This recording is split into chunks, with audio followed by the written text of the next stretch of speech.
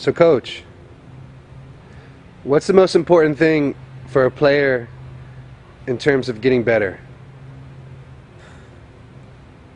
Well, it's not a physical thing. Well, it is a physical thing, but the most important thing is clear thinking. And it translates into what you do on the field.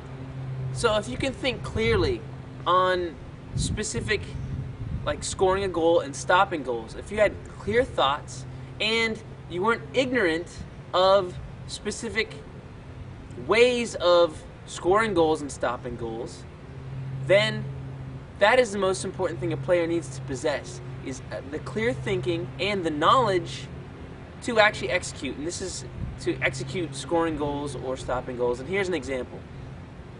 Say you've got a 2 versus 1 going at goal. And if you have clear thinking and you have the knowledge of how you actually take on the defender and create the space for, say, the other player, or throw a indirect movement or a movement that shows that you might be going in that direction, say to pass to your teammate, and instead you actually just go straight to goal. If you had that knowledge, if you had clear thinking on that part of the game, then everything becomes really easy. And that's where you get to when you see the not so athletic player being a better soccer player, because they have a clearer thought of what needs to happen on the field. When you see that these strong athletic players, maybe the ball hits the ground and bounces over their head because they couldn't read the ball properly because they weren't so clear, or they didn't have the knowledge to understand how the ball bounces. They haven't studied it long enough. You know, those are the big problems. So for a player, it's really easy soccer becomes really easy if you have clear thoughts on what you're supposed to do in terms of stopping goals from being scored and knowing what needs to happen in specific situations to score goals. Well, how do you train clear thinking?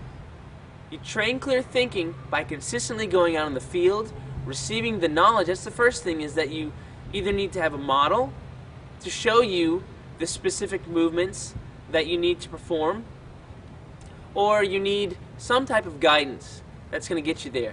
It's either that, or you're on the field and performing trial and error and saying, okay, well, I tried this 20 times and 15 of the times I was stopped because I went inside instead of going outside. So those are the two ways. You either are given the knowledge by someone who knows specifically what you're supposed to be doing, so it's clear to you, or you have to go out there and do trial and error. And at the very beginning, when soccer, even now, when you get into an environment where there's not a lot of people who know exactly what to do, trial and error is king. And at the beginning of when people started just playing soccer, those who spent more time on the field doing trial and error, those are the ones that understood more. And then hopefully they taught their apprentices, their younger players, actually how to do that. And that's what you see in Argentina or Brazil or other parts of the world where they produce great players, is they have done the trial and error, they've actually put that field work in, and they're passing that knowledge down.